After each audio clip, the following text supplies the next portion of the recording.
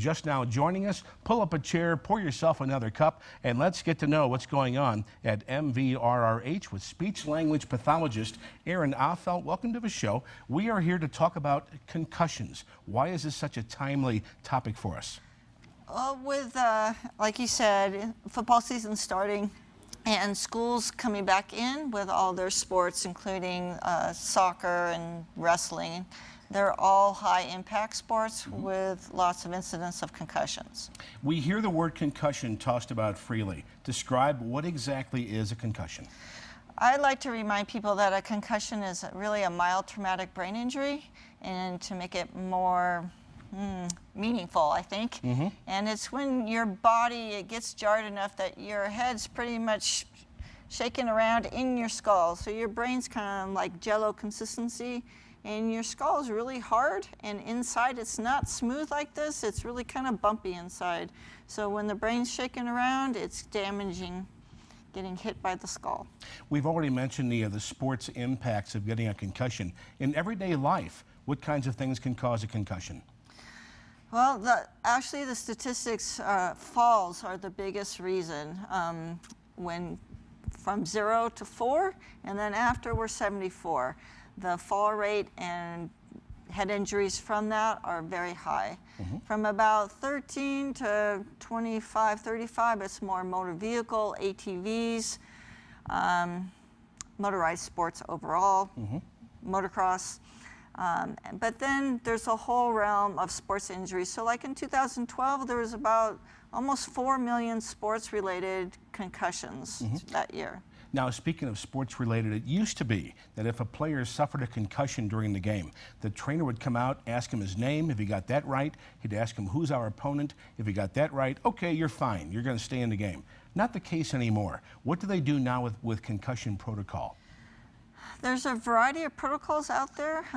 Most of the time, they should be pulling the student off the field right away and let them sit out and see what's going on.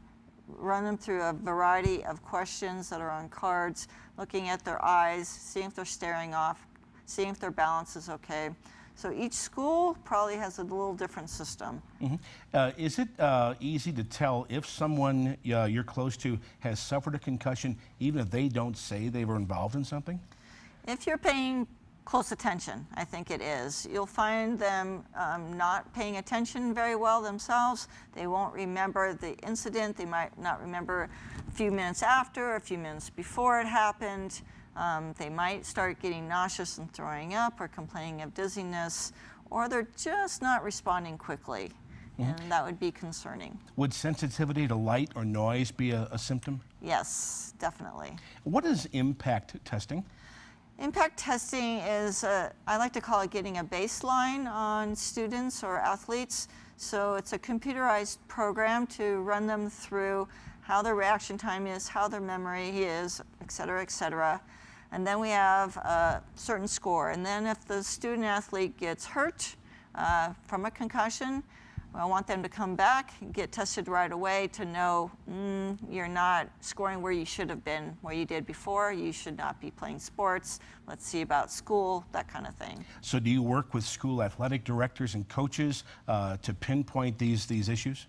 We trying to get the word out to all the parents and the school systems. We get some in for testing, but not very many. Now, you mentioned before the impact of brain injuries and concussions from football. We also see it sometimes in soccer, rollerblading, things like this. You have a helmet here.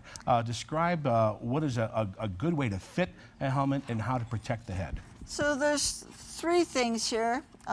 You can think of it as snug, level, and stable. And you can also think of looking at your eyes. So I'm going to put this on. And it should be level on your head. I see lots of kids that do this, and that's not good because this is an important part of your head. You want it level. Your eyes, when you look up, you should be able to see the rim of the helmet. The V's should be right below the ears, and it should be tight enough that you can barely get one finger in here. And that would be the proper way of wearing a helmet, and that is secured. And helmets come in different sizes.